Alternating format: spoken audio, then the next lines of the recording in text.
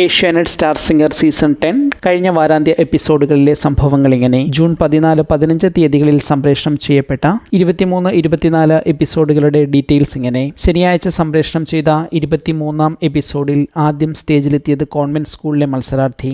കോൺവെന്റിലെ കൃഷ്ണശ്രീ തകധിമി റൗണ്ടിൽ golden star പെർഫോമൻസിലൂടെ 100 മാർക്കും, semi classical റൗണ്ടിൽ റോബിൻ 97 മാർക്കും, ശ്രീലക്ഷ്മി 98.5 മാർക്കും നേടി. ആകെ കോൺവെന്റ് സ്കൂളിന്റെ മാർക്ക് 295.5 മാർക്കിലെത്തി. തകധിമി റൗണ്ടിൽ ഗായത്രി 99.5 മാർക്കും, പവിത്ര 99 മാർക്കും നേടി. അങ്ങനെ ഗുരുകുലം 298.5 മാർക്ക് നേടി. അങ്ങനെ ഈ 23-ാം എപ്പിസോഡ് ഗുരുകുലം വിജയിച്ചു. ഞായറാഴ്ച സംപ്രേഷണം ചെയ്ത 24-ാം എപ്പിസോഡ് ഗുരുകുലത്തിൽ നിന്നാണ് ആരംഭിച്ചത്.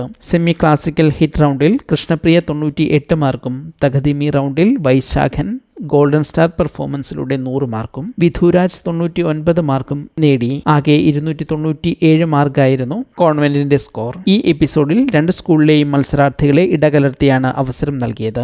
ഗുരുകുലത്തിലെ അർജുൻ സെമി ക്ലാസിക്കൽ ഹിറ്റ് റൗണ്ടിൽ ഗോൾഡൻ സ്റ്റാർ പെർഫോമൻസിലൂടെ 100 മാർക്കും, സൂര്യനാരായണൻ 99.5 മാർക്കും, അർച്ചന 98.5 മാർക്കും നേടി. ആകെ 298 മാർക്ക് ഗുരുകുലത്തിന് നേടാനായി. ഞായറാഴ്ച എപ്പിസോഡിൽ ഗുരുകുലം അങ്ങനെ വീണ്ടും വിജയിയായി. ഇനി നിലവിൽ 6 പെർഫോമൻസുകളാണ് ബാക്കിയുള്ളത്.